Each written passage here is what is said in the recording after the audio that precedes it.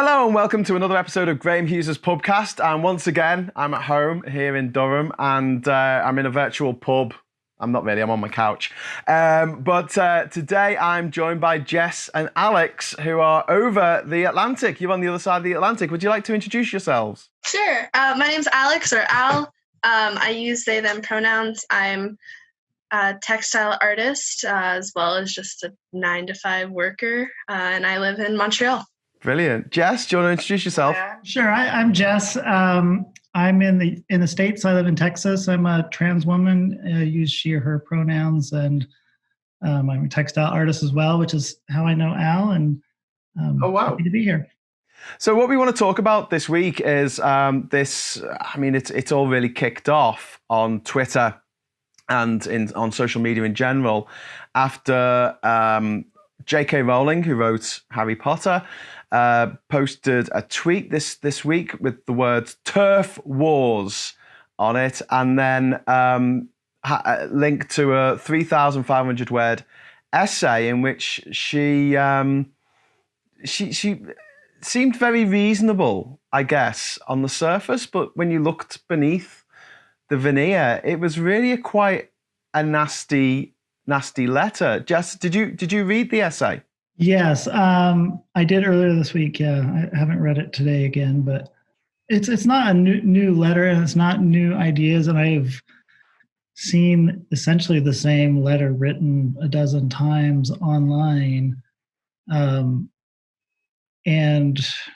it's always portrayed with a lot of hand-wringing about how the author cares about trans people, wants to work for trans people's rights,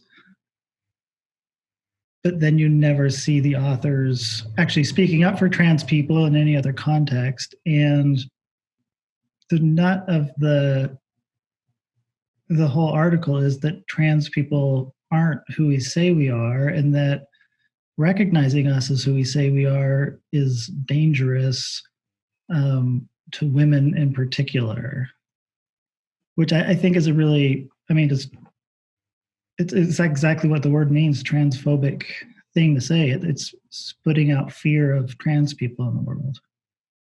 They always kind of come at it from this, we support these people, we support trans people, we just want what's best for them, but they come at it in a way that reminds me of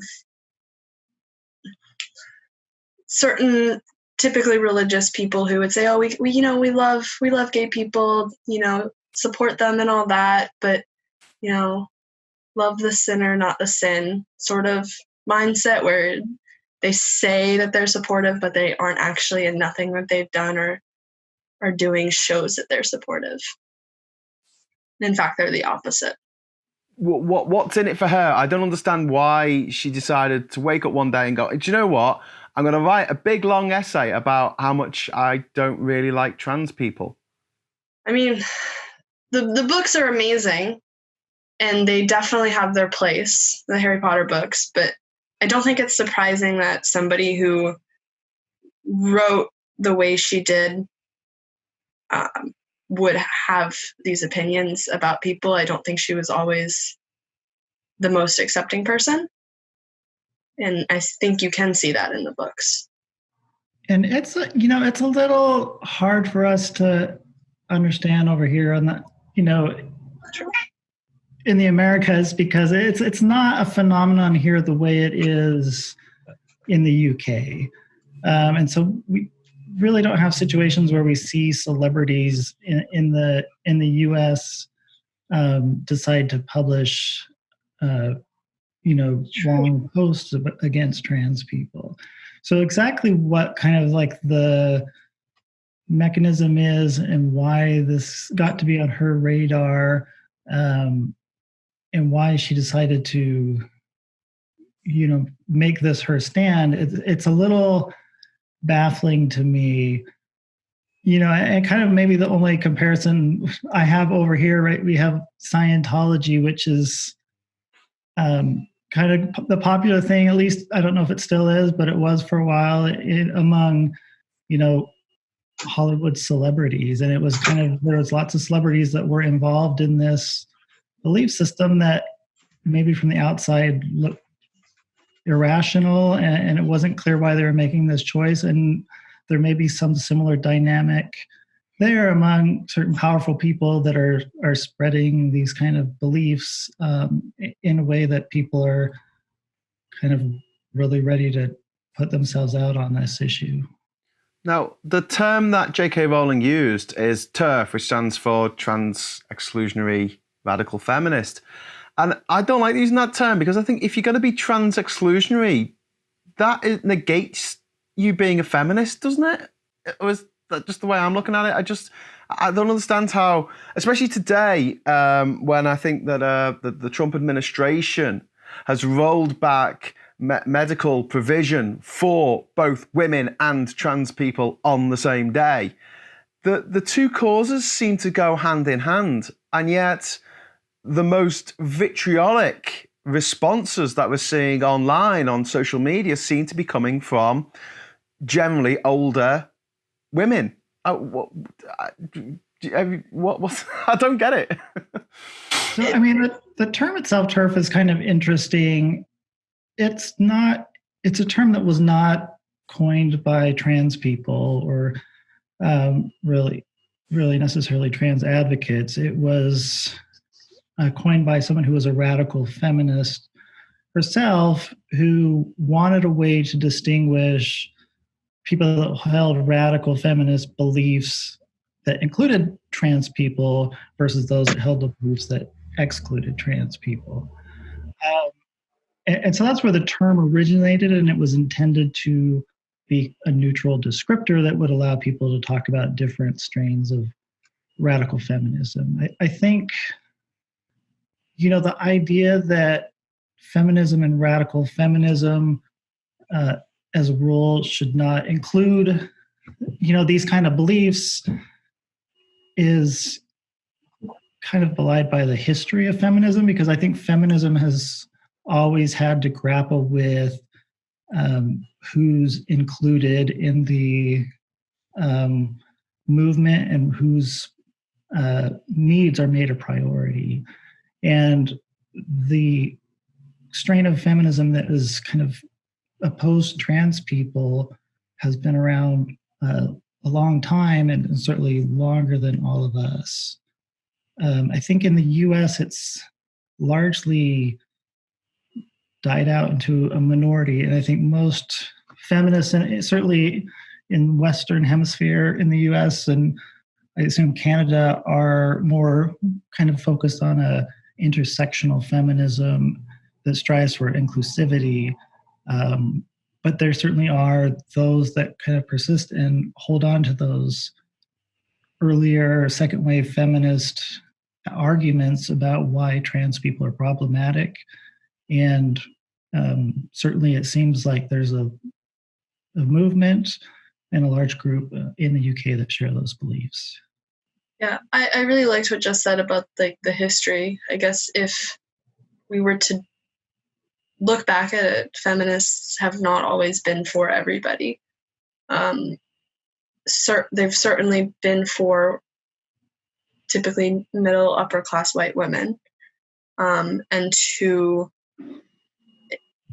deny that is ignoring the history a little bit, and we need to be striving to be as inclusive as possible. They think they're feminists on the very surface, I suppose. On the very surface, because they think they're fighting for women, even if they're not fighting for all women. And in fact, I would argue that they're not fighting for any woman if they're not fighting for all women. But they coined the word themselves, so that's their own fault. Someone put up a bingo card of the sort of transphobic tropes that people come out with, and she just ticked them all off. If you talk with TERFs, they'll say over and over again, I support trans women. This isn't about that. This is about protecting women. And it's just an argument that has been used to oppress countless people and countless groups of people. It's not about protecting women, because if they wanted to protect women, they would be fighting for more money going into services for women. They wouldn't be fighting against a very small minority that just wants the same protections. Yeah. And it comes back to, they're saying we support women, we support trans women, but then they don't believe that trans women are women.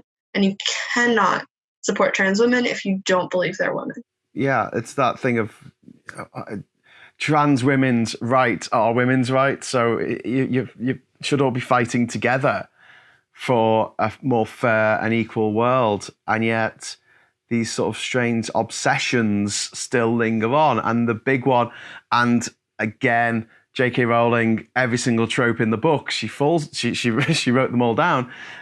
She mentions trans people using bathrooms. Like, this is a huge problem. Jess, can I bring this in? Is this a big issue in America? Do people get assaulted by trans men or trans women in toilets a lot? It doesn't. And actually, it's the opposite. It's, it's trans people are more likely to be assaulted in the bathroom. And this kind of culture of fear, and this issue with bathrooms is huge. It's been drumbeat a lot in the U.S. as well, but it comes from the conservative right rather than the, so-called feminist left. But the issue is come up a lot, and it's been used in a lot of advertising leading up to elections that may impact trans rights. And so it's an issue, and it's a scary issue because I think that, from what I've gathered is it's very rare, almost unheard of for a man posing as a trans woman or a trans woman to assault people in bathrooms. I can't guarantee that it's never happened. I mean, there's certainly people that are dangerous among all walks of life, but it's a very rare occurrence. But it certainly has happened where trans women are accosted in the bathroom because somebody doesn't think they should be there. And then it goes beyond that to, gender non-conforming cis women. So butch women will, certainly noted an increase in harassment at restrooms because people think they're a man posing as a woman to go there and do something dangerous. And so there's this fear that's not based in any real kind of evidence that keeps getting pounded in the media over and over, and people are saying that and absorbing it. And so when they do come across gender nonconforming people, they view them as a threat, and that is very dangerous for the people who are viewed that way. Okay, so what is it that people like JK Rowling, what is it that they want? In the short term, and their political action, from what I've seen, is it's more and more barriers that trans people have to jump through. So one thing that JK Rowling hit on is children, and so they wanted to make it harder for children to transition, and this essentially prohibit anyone under the 18 from being out as a transition as a trans person. So there's kind of the age block they're interested in, and then for adults that transition, they want more roadblocks in the way of them being recognized. And so they're opposed to protocols that would allow trans people to describe themselves and be recognized legally that way. They'd rather have barriers in the way, whether it be you have to go through psychologists or doctors and have procedures done or take certain medications to be qualify as a trans person. And so it's really kind of pushing it back, to where the medical establishment was decades ago. in pathologizing trans people and putting up roadblocks that were restricting and sexist and limiting to trans people. But they're essentially keep wanting to put more and more roadblocks to trans people's existing. And then in daily life, they want trans people to not be recognized as who they say they are. And so trans women would need to be housed in men's prisons and use men's restrooms, and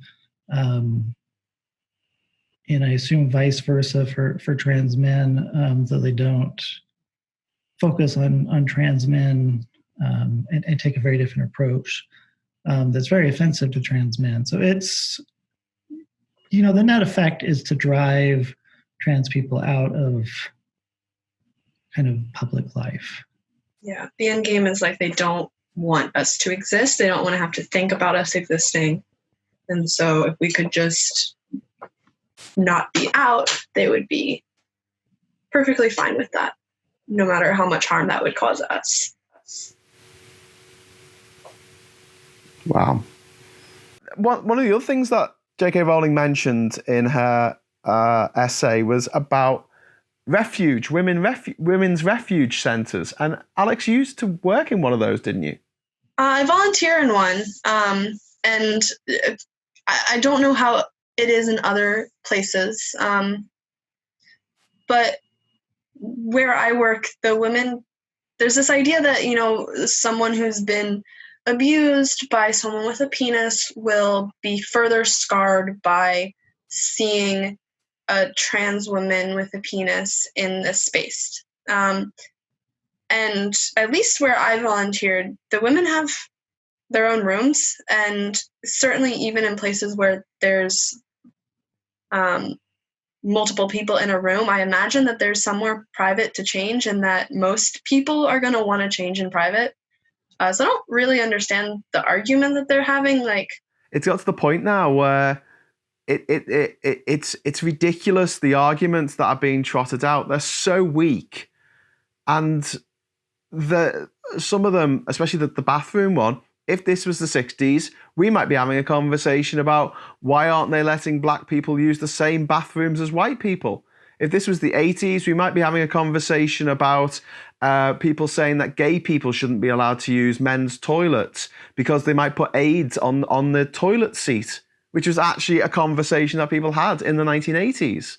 And I look at this now, and it's coming from JK Rowling, who, for all intents and purposes, she's always seemed like an ally to the left. She's always seemed like someone who is for inclusivity. In her books, she writes about, the mudbloods of Hogwarts not being true wizards, and that's not the way to think. And she was also very courageous in her support for Remain in the Brexit referendum. But all of this seems to have just been swept away now by this sort of poison pen letter that she's written this week. The arguments that J.K. Rowling made about trans women in the bathroom are the same arguments that, as you mentioned, were made against gay people, that, you're going to have a gay man in the bathroom with other men. Oh no, what are they going to do? A very homophobic argument. And then in the civil rights area, the same arguments were made about integrating restrooms. And so there's this strategy that we've seen over and over again that gets used to hold up discrimination. And the same thing with J.K. Rowling talked about how children are being peer pressured into being trans. It's exactly the same arguments that were made in the 80s and 90s, where people argued that being around gay people, accepting gay people in the media, would convince children to be gay. And so there's these arguments that are trotted out over and over, and these ones that they're making now against trans people are not new. So I think that's a very important point, and I think the comparison maybe might help some viewers to kind of understand where this stuff is problematic. Yeah. Because it does, when they talk, it does sound like they keep saying they care, and because they're talking about women, I think a lot of people want to jump in and say like, oh yeah, what they're saying makes sense. We need to protect women. And they try to frame it in this way that looks good. And when you counter them, they're going to tell you that you're attacking them and you can't attack women in that way. And that attacks on them are anti-feminist. And their concern it's not coming from, I guess, the right place. Their concern is used to attack someone else. And I guess that's where I would say it's not like a just concern. It's not coming from a good place. It's not coming from a place of compassion where they're really trying to help people out here. They're just being horrible. And it's... I always do this thing where I go, look, who's behind you? Who's on your team? Because it's all about teams these days. You know, it's all about your football colours. And who's on the team that don't like transsexuals? Donald Trump. I mean, every Nazi, everyone who's bigoted, everyone who's prejudiced, everyone who's homophobic is going to be on that team with you. So JK Rowling's looking around going, yeah, who's with me? And you've got Emma Watson, you've got Rupert Grint, and you've got Daniel Radcliffe. The stars of the Harry Potter films basically going, what? No, I'm not standing with you on this. I'm making public statements saying that trans women's rights are women's rights and trans women are women. But you won't hear that from JK Rowling, I'm guessing. And I don't know why she had to do this. I think that if it had been a right-wing conservative pundit who had come out with this nonsense, we wouldn't be having this video. We'd just safely ignore it. But when it's coming from someone who you thought better of, it's really, really, really disturbing. And I don't know where we go from here. I don't know what we can do about it. Like I say, she's the richest woman in the UK, and she's got an incredibly large platform. She has 14.5 million Twitter followers. It's like, what do we do against that? And I also question her timing. We're in the middle of an almost global conversation about Black lives and the fact that Black lives matter. And the US is deep in the midst of protest. I've seen videos from the UK that suggest that you guys are also fighting this fight pretty strongly. Canada as well. I don't know why they felt the need to redirect the conversation, but I can make a wild guess, which is disappointing as well. What's the wild guess? To distract? Don't want to talk about Black lives. Well, is there something coming up? Is there is there an international law that's going to allow any man to just put a wig on and basically become above the law? I mean, what's changed this week? Anyone know? Health protections in the US were just reversed for trans people. So you can now be discriminated based off of that. Great. Progress? No, there's no law that's saying that anyone can put on a wig and claim they're a woman. In fact, that would quite the opposite. Yeah, I mean, the timing is somewhat dumbfounding. Just as Al brought up that, you know, right now with this worldwide discussion about racism and Black lives, it's a very important discussion. And, you know, in the US, just this week, there were two Black trans women who were found murdered in gruesome ways. And, you know, the government has been turning back transgender rights. And, the health protections are going to be very, the effects of that are going to be seen in really race and class differently across races and classes. And so it's going to disproportionately affect the lower income classes and, minority races, and in particular, Black trans people are going to more often see this kind of healthcare discrimination and all these issues much more than someone like me, who's a white trans person. And so I think JK Rowling putting this out right now at best shows a real tone deafness. But I think it also reflects an ongoing problem with white feminist movements, is that they're continually centering the needs of and the goals of white feminists with power. And so I think her releasing that now kind of is centering the focus on her wants and her fears and shifting it away from where I think the discussion still needs to be, is on the discussions about race and police violence and that we're having now. I think as for a way forward,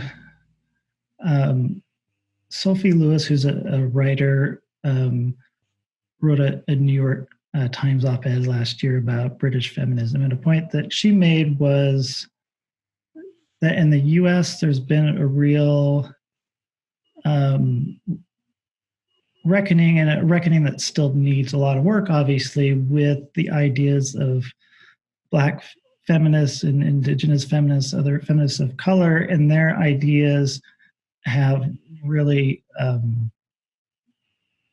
impacted feminism in really important ways, and in ways that haven't maybe had the same impact in the UK. So I think as far as for a way forward, I think the discussion should still kind of look to those same feminists who I think have had a huge impact and been very important. People like Audre Lorde, Bell Hooks, and many others in the US. And I think looking at their views and the way they've deconstructed feminism and white supremacy and all those issues really also opens the door and the way forward for a better understanding of trans issues. So, I think the kind of unfortunate thing about this discussion is that, we're all kind of white people, and I think it would be really helpful to have some trans people of color join the discussion as well. And I think a lot of the discussion, particularly around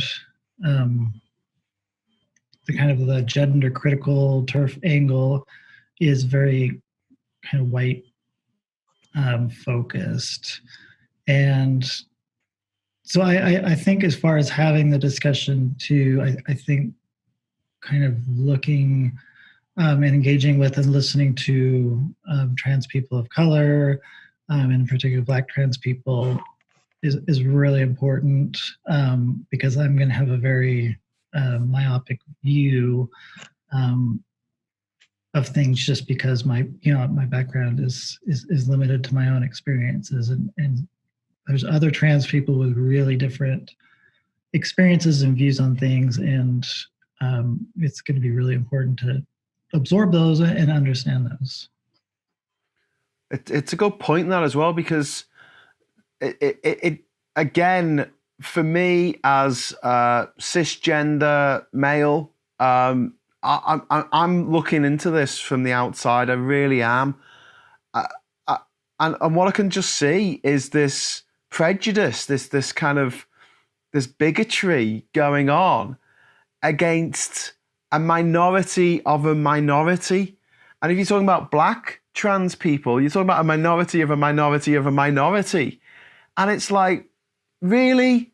Is this the hill that you want to die on? Is this what you want the cause of your life to be? To making life a little bit more difficult for people whose lives are difficult at the best of times. It just seems absolutely bonkers to me. I can't really get my head around it. And there was such an outpouring of disbelief, mostly. I know people say there was a lot of vitriol that was being poured towards JK Rowling, but I mean, the majority of the messages that she received, if you went down through Twitter, it was just kind of disappointment. It was just, why have you done this? And like I said, I don't know where we sort of, what can I, as a cisgender man, do now? Should I shut up and just let trans people fight their own battles, or is it Is it anti-feminist of me to get involved in this? I'm kind of a bit stuck at the moment. I'm very, very confused. I absolutely don't stop. I was also seeing people telling you to stay out of it because you're not a woman, but really, if you're standing up for someone else, and as long as you're willing to take criticism when you are doing that, and you don't turn it around and say, oh, but I was standing up for you. Like, accept that you can still make mistakes. But to do your best to stand up for other people is not a bad thing in any way, so long as you're willing to take that criticism. And I think you've done a very good job of that. Trans people are a growing percent of the population, but still a very small percent of the population. And to be quite honest, like, a tired percent of the population, like the constant struggle for me at least, to prove my existence every day it can be very exhausting, and to perform gender. And I don't want to, on top of that, be trying to argue with people who don't believe that I exist. I just want to exist. You're not really asking for much, are you? It's just like I say, I understand why trans people would want more rights and more recognition and to make their lives easier. I just don't see why the richest woman in Britain feels the need to make a certain subset of people's lives more difficult. I don't get it. I'm sorry. I'm usually a lot more articulate than this in these podcasts, but I'm just kind of been blown away. I feel like I've been concentrating for so long on fighting Brexit and fighting the prejudice that I expect to come from that side of things. And suddenly someone behind me who I thought was on our side has just lobbed this grenade in the middle of us. And we're like, why? But what do you think is the, we talked a little bit about the mindset, but what is the goal? I just can't get my head around this. What do they want? They just want us not to exist. I think that they're a little bit brainwashed, I guess. They think that their rights are in danger because other people want their rights. I don't know. I can't tell you what they think because I don't get it myself. I guess, unfortunately, there have been harmful people and people that intentionally or unintentionally do harm throughout history, and that we can't look too much into their motives because that justifies them in a way. We just have to make sure that, sometimes people do have reason behind it, but I think in this case there's not much reason behind it. Yeah, it's a weird situation. I mean, you look at 2020, I mean, it's been a shit show. I don't know if that language is appropriate on your podcast, but Fine. if you look at everything that has gone on this year, and you decide that somebody like me who looks a little different as a woman is the thing you need to take a stand on. It's just a little baffling. And I don't know the reasoning. I think there's some similarities. The way it works online with other conspiracy theories, and that people get really engaged in this and caught up in it and focused on it and get in these kind of feedback loops where they're constantly getting mad about something that some trans person did and viewing the world as this kind of powerful trans rights monolith that is controlling society and making people live in fear of speaking the truth is a little bit, it's out there, and it's a conspiracy theory like a lot of other kind of out there conspiracy theories. And you really don't see people that are into this. Yeah, I'm not speaking about JK Rowling in particular here, but you find a lot of people online, like Twitter, for example, that are passionate about arguing the points that JK Rowling has made. And if you look at their accounts every single day for months, years, they are online tweeting about trans people. And there's just not that many of us. And if your life is all day, every day focused on being angry about trans people, I think there's something irrational driving that. And then on the other side of the world, in the U.S., it's a little bit different, because I think it's coming from a different angle. It's coming from the right wing, and it's being used as kind of a wedge issue and a stir up base kind of issue. So they know that they can go to a rally and say, look, these Democrats want to let men go into the bathroom with your little daughters. Isn't that nuts? You better vote for us, or this is going to be the future, right? So it's kind of like this politically calculated PR strategy to kind of stir up prejudices to try and get people politically active in support of their cause. So it's, I think there's kind of a cynical, calculated approach that I've seen, at least in the US. I don't know, but I just don't understand the politics in the UK enough to really know if there's something like that going on there as well. I think that it is mostly people who are bigoted anyway.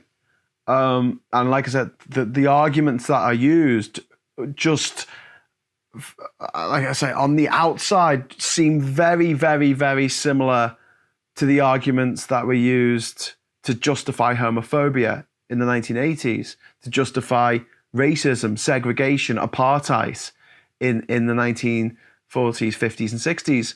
And I don't see that much of a difference in this. And the argument that this is something to do with women and that their issues with trans women. And I'm looking at it going, but hang on, if you're going to go down that route, what's the difference between you having to use the bathroom with an aggressive transsexual woman and a male child having to use a restroom with the same situation? And to me, it seems like it's the boogeyman. It's kind of these invented scenarios that we really don't see very often. And when I've challenged people about this and said, well, how often does this happen? That's when all of the news stories that they can find from the last, 10, 15 years about a trans person doing something awful. And all that reminds me of is people saying, I don't like black people. And you're like, well, what's wrong with black people? And they go, oh, look, all the crimes. And they send you lots of links to crimes that have been committed by individuals. And therefore, that represents the entirety of black people everywhere in the world, or gay people, or any minority. And it's the same tricks. And I think I find this more upsetting because I thought we'd moved on from this. Especially, I'm not talking about the meatheads who have gone out today to protest against the statue of Winston Churchill not being protected properly, and they've gone there and attacked the police and done Nazi salutes. So I expect it of them, but like I said, I don't expect it of people on the left. I don't expect it of people who I feel should know better.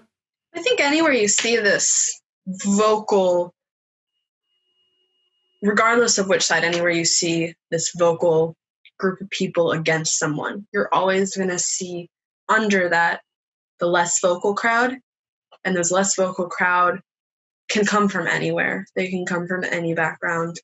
It always kind of surprises you if someone that says something, but just given the population and given how many people that you probably know someone who is transphobic and is just not saying it, or who is racist and is just not saying anything. And I guess that's why it's so important that we're talking to people that we know about these things, so that they're not just getting information from the extremist people that they're following on Twitter or the Sun. What message would you like to say if anyone's watching this who read JK Rowling's essay and thinks, yeah, that's perfectly reasonable and I can see where she's coming from. She's raising some very valid points. I think a lot of this is kind of fear of the unknown and seeing somebody that doesn't fit in your normal view of how people should be, presenting or acting, that makes you a little uncomfortable. And I think the best cure for that is to get to know these people. So get to know trans people, not just, the people, JK Rowling talked about how she's friends with trans people. I don't know who they are. And there's certainly some trans people that are involved in that movement, but get to know like a spectrum of trans people and what they're like. And you'll find that they're just people that are, have a different relationship with gender than most people, but they're still lovely people, fascinating people, beautiful people, funny looking people. I mean, it's a wonderful group of people, and I'm, grateful to be associated with them, and getting to know them as real people is probably the best thing you can do if you're kind of on the offense in this issue. And if it seems daunting to someone to go out and to try to find a trans person to be friends with, follow some trans people on Twitter, on Instagram, wherever you can, just so you're seeing these people and you're seeing representations that are legit and honest experiences as much as you can. I think it would be good if people had more friends who were black, who were gay, trans, Jewish, Muslim, from other countries, from other villages. And that was the whole thing that the internet was supposed to deliver to the world. But instead, we seem to have retreated into our little universes of everyone who's like us. Yeah, certainly if you're looking at your group of friends and you're saying, oh, we all look the same, we all have the same beliefs, we all we're the same people, you're doing something wrong. You need to, don't go find a token friend. Like, go. But then you can be prejudiced, Alex, because you can say, I've got a lot of friends who are black, and then you can say something racist. Get out of jail free card. Yeah, no, it doesn't work that way. It really doesn't. Like, yeah, you need to be hearing opinions that are not the same as what you grew up with and not the same as your opinions. And I don't mean you need to have Nazi friends. We don't need anyone to have Nazi friends. We don't need Nazis to have friends. We need... I think I'm pretty clever. We need people to have people that will challenge them, and you need to accept when you're being challenged, and you need to say that, someone is challenging you. If someone challenges you on something that you believe, it's because, and if they're coming from a place of their experience, or if they're, trying to help someone from a different experience, but, as long as they're not being a Nazi, it's because they believe that you have it in you to understand. Like, if people are challenging you, it's because they have faith that you can have critical thinking and come up with and change your opinions based off of this new information. So if someone challenges you, it's not a bad thing. It just means that you're like worthy. So what would your, if we go back to Jess, what would you say to any transsexuals watching this who are not happy with what JK Rowling's done and feel like they can't really speak out because of I think it's bullying. I think it's absolute piling on of cisgender women who just lose their rag when it comes to trans people. And what can the people in the trans community do? There's certain kind of toxic communication that can be more prevalent on certain social media platforms. And so for me, it's been Twitter, and it's really hard to engage on Twitter with other trans people or find community among other trans people that doesn't have kind of a constant encroachment of anti-trans ideas. It's just, maybe it's just the nature of the platform where anybody can respond to anybody's tweet, but it's kind of an ever-present thing. And I know certainly as I was coming to grips with being trans and preparing to kind of take steps to transition, I had a real distorted kind of view of the world based on that, where I thought that this was reflective of the opinions of the wider society. And I've really kind of discovered as I've moved forward and met more and more people, is that these people that hold these anti-trans views are really in the minority. And most people, I've got to know have been wonderful, and I've made great friends. And so I think don't let this noise deter you from celebrating and discovering who you are, would maybe be my advice. The block button is a very good friend. After you just said that I shouldn't block people, Alex, I'm so confused. Should I block them or not? Well, I guess to my last statement, I was more talking to the people that you are challenging. It's like, it's because you believe in them, and as soon as you block someone, that means like they've got no chance. But it's also, you are the person that I would want out there fighting the fight. A 50 comment down thread, not many people are going to read that, but sharing information from the source is very productive, I think, to expose people to different opinions. Okay, well, I'll keep sharing things, and I'll try and block people a little bit less.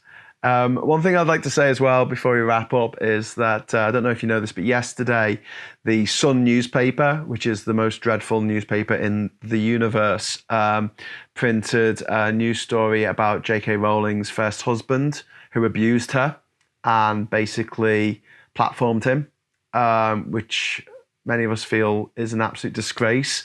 And despite JK Rowling's actions this week, she doesn't deserve that.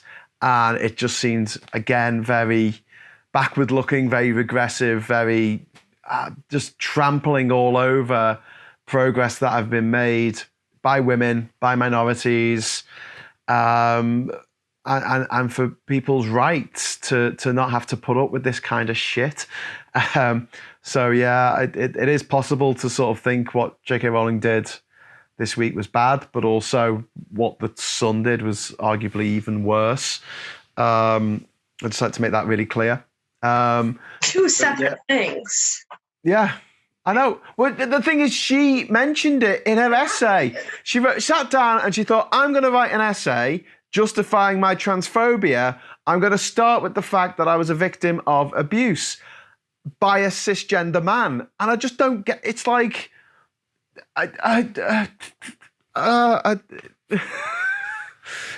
it seemed it seemed to me to be conflating two very, very, very different issues and justifying her homophobia, her transphobia, by saying, well, this terrible thing happened to me. And I don't think people should be allowed to get away with that. I agree.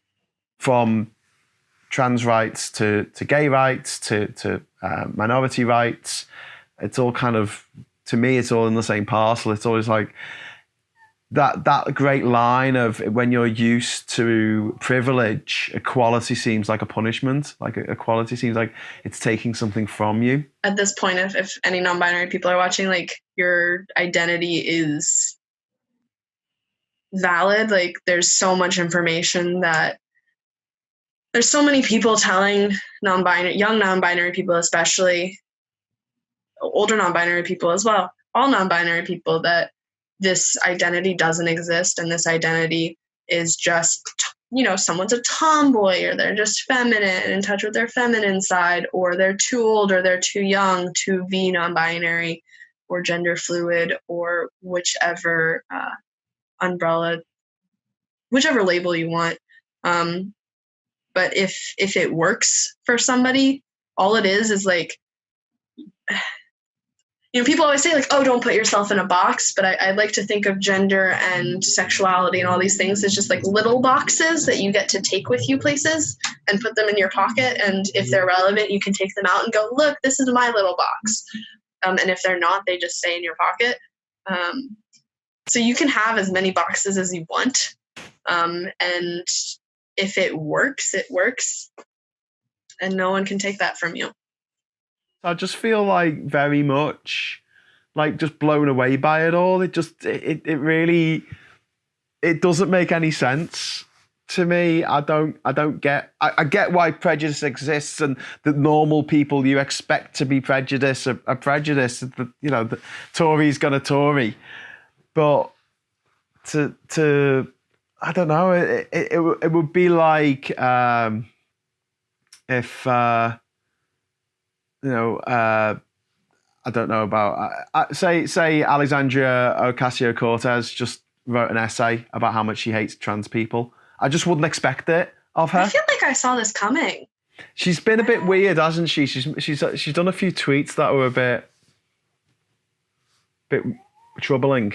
I loved the Harry Potter books. I devoured them as a kid, and I think that they were really important, especially for like the queer community, for people, the symbolism of the closet and this person kind of coming to the person they are. The coming of age story is very powerful.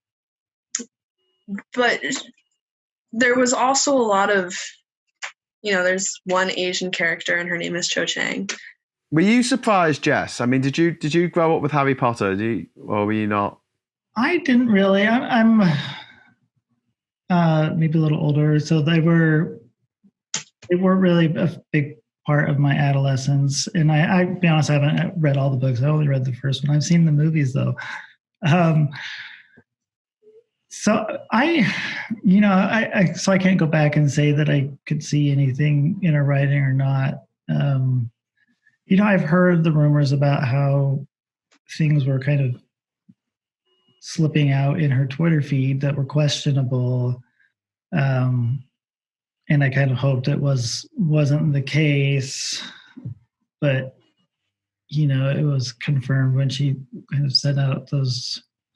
I think the tweet end of last year was where she kind of really put her, made herself pretty clear where she stood. So the stuff that has come more recently, wasn't really surprised that she held those views, but maybe a little surprised that she would write this extensive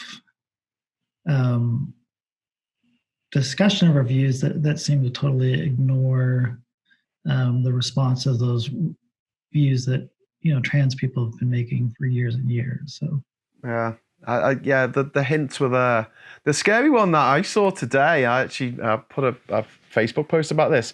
Her alter ego when she writes her detective novels is Robert Galbraith. And apparently there's a guy called Robert Galbraith and Heath, I think, Robert Galbraith Heath. And he was a pioneer of gay conversion therapies in the 1950s. People are saying, oh, well, it probably is coincidental. And I'll admit, I think it's probably coincidental. I don't think she'd be that Machiavellian about it. But surely if you're going to pick a pseudonym to write your novels, you Google it first, just to make sure that your chosen pseudonym isn't actually,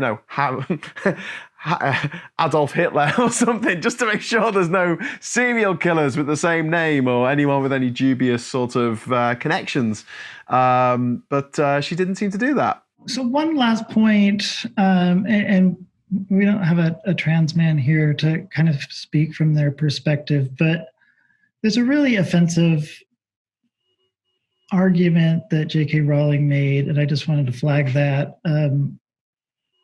And she said her feminism isn't trans inclusive because, and I'm paraphrasing, she includes trans men in her activism since, according to her, they're female. And I do just want to say that to the trans men that read that or hear those arguments, I'm sorry, and it's dismissive, and